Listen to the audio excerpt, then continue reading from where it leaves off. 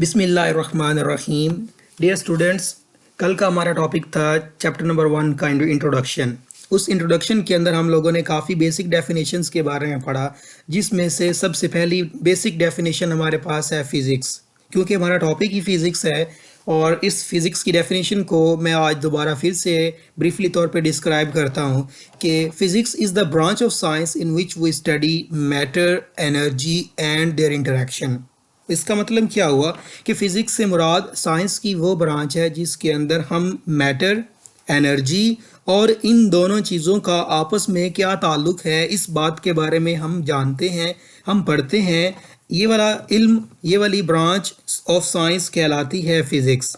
अब जिस तरह फ़िज़िक्स एक दरख्त है और हर दरख्त की काफ़ी शाखें और पत्ते हुआ करते हैं, तो इसी तरह आज का जो हमारा टॉपिक है that is branches of physics, कि हम अपनी बुक के अंदर दी गई जो फ़िज़िक्स की ब्रांचेस हैं उनके बारे में आज हम पढ़ेंगे। तो हमारे बुक के अंदर जो पहली और basic definition of branches of physics के अंदर बताई गई है दैट इज़ मैकेनिक्स।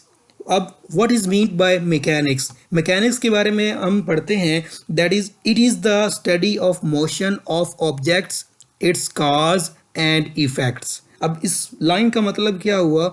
इस लाइन का मतलब ये है कि हर वो जिस्म जो कि मूव कर रहा है, अपनी मूवमेंट को बरकरार रखे हुए है, मोशन में है। अब वो मोशन की वजह क्या है और उस मोशन करने से हमारे गिरदोनवा के अंदर क्या इफ़ेक्ट्स हो रहे हैं, ये वाली ब्रांच ऑफ फिज़िक्स कहलाती है mechanics. It is the study of motion of objects, it's cause and effects.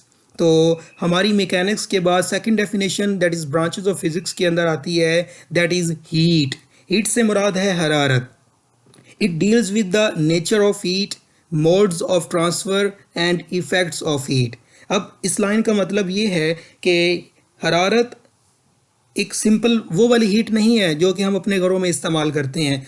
It is the branch of physics. अब इस फिज़िक्स की ब्रांच के अंदर हम ये पढ़ते हैं कि जो वो हरारत, जो हीट हम इस्तेमाल कर रहे हैं उसकी नेचर क्या है और वो हरारत, वो हीट एक जगह से दूसरी जगह तक किस तरह से मुंतकिल होती है, दैट मोड्स ऑफ ट्रांसफ़र, और उस हीट का हमारे गिरदोनवा के ऊपर क्या असर पड़ता है, that is known as effect of heat. तो हीट को हम कंप्लीटली तौर पे इस तरह से डिस्क्राइब करेंगे, it deals with the nature of heat, modes of transfer and effects of heat. तो हमारी ब्रांचेस के अंदर थर्ड डेफिनेशन जो हमारे पास आती है दैट इज़ साउंड। साउंड से मुराद आवाज़। हम बहुत सारी आवाज़ों को अपने गिरदोनवा में सुनते हैं। हम साउंड को फिज़िक्स की ब्रांच की सूरत में इस तरह से डिफ़ाइन करते हैं, it deals with the physical aspects of sound waves, their production, properties and applications. के हमारे गिरदोनवा के अंदर जो साउंड वेव्स हैं उनकी प्रॉपर्टीज़ क्या हैं, द फिज़िकल एस्पेक्ट्स, उनकी खसूसियत क्या है, उनकी खूबी क्या है, और ये आवाज़ें, ये साउंड्स किस तरह से जनरेट होती हैं, हाउ दे प्रोड्यूस, और उनकी खसूसियत क्या है, उनकी प्रॉपर्टीज़ क्या हैं, और उनकी प्रॉपर्टीज़ को इस्तेमाल करते हुए हम उनको अपने लिए किस तरह से इस्तेमाल कर सकते हैं, उनकी एप्लीकेशंस क्या हैं। तो साउंड की सिंपली डेफिनेशन इस तरह से बनती है, it deal with the physical aspects of sound waves, their production, properties and application. तो साउंड के बाद हमारे पास जो नेक्स्ट डेफिनेशन है वो है हमारे पास लाइट।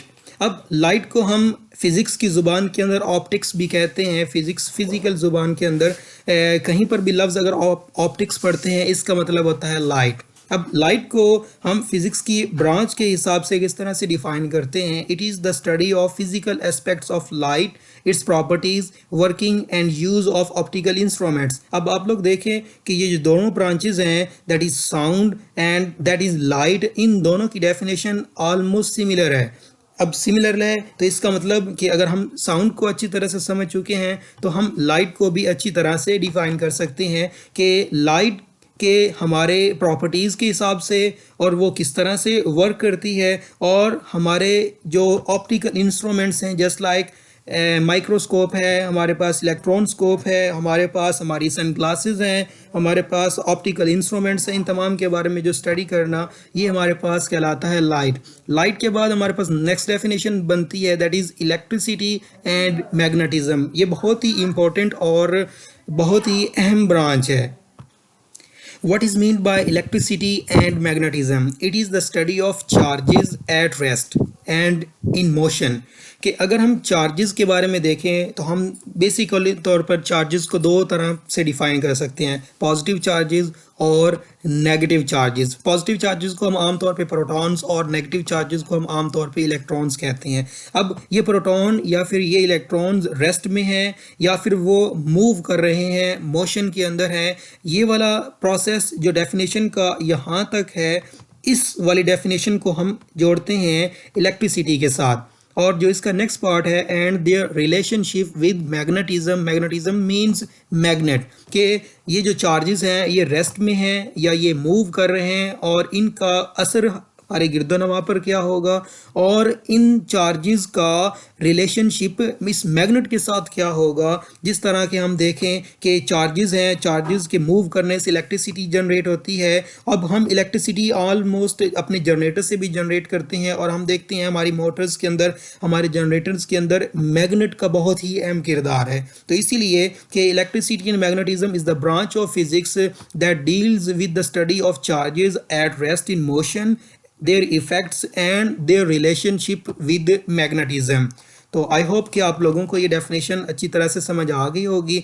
आज की हमारी नेक्स्ट डेफिनेशन है atomic physics. The world atomic physics that is very simple, कि जिस तरह से हम एटम के बारे में जानते हैं इसी तरह हम एटॉमिक फिजिक्स को भी अच्छी तरह से एक्सप्लेन कर सकते हैं। That is it is the study of the structure and properties of atoms, कि एटम का इंटरनल स्ट्रक्चर क्या है, उसमें इलेक्ट्रॉन है, उसमें न्यूक्लियस है, और उन सब की आपस में प्रॉपर्टीज़ क्या हैं। ये वाला जो फिज़िक्स की ब्रांच है इसको हम कहते हैं एटॉमिक फ़िज़िक्स। अब जिस तरह एटॉमिक फ़िज़िक्स है तो एटम के बाद हम लोग चार्जेस के बारे में पढ़ चुके हैं, और एक चीज़ रह चुकी है जो कि हम जानते हैं न्यूक्लियस। तो नेक्स्ट डेफिनेशन हमारे पास बनती है न्यूक्लियर फिजिक्स की। न्यूक्लियर फिजिक्स को हम इस तरह से डिफाइन कर सकते हैं, it deals with the properties and behaviour of nuclei and particles with the nuclei. तो एटॉमिक फिजिक्स के बाद हमारी नेक्स्ट डेफिनेशन थी न्यूक्लियर फिजिक्स। न्यूक्लियर फिजिक्स को हम बिल्कुल ही एटॉमिक फिजिक्स की तरह ही डिफाइन करते हैं। It deals with the properties and behaviour of nuclei. Nucleus को हम शॉर्ट लैंग्वेज में न्यूक्लियाई भी कहते हैं, and particles with in the nuclei. और इस न्यूक्लियस के अंदर कौन कौन से पार्टिकल्स पाए जाते हैं? क्या आप जानते हैं कि न्यूक्लियस के अंदर कौन कौन से पार्टिकल्स पाए जाते हैं?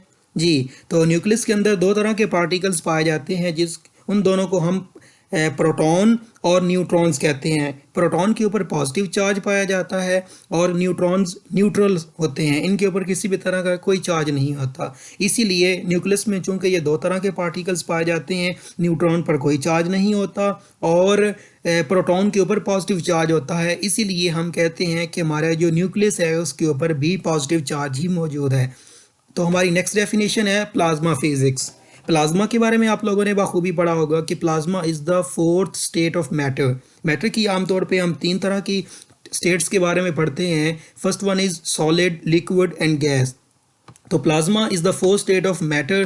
Plasma physics is the branch of physics. इसको हम किस तरह से डिफाइन करते हैं?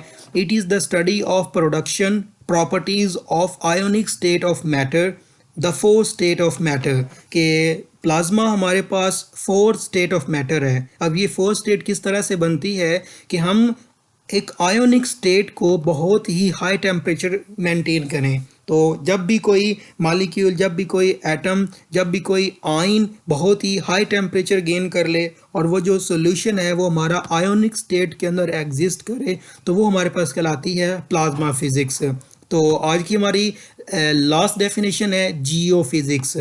अब ये जियो न्यूज़ वाला जियो नहीं है, बल्कि फ़िज़िक्स के अंदर जियो कहीं पर भी आए तो इसका मतलब होता है अर्थ, हमारी ज़मीन। तो जियो फिज़िक्स से मुराद it is the study of internal structure of earth.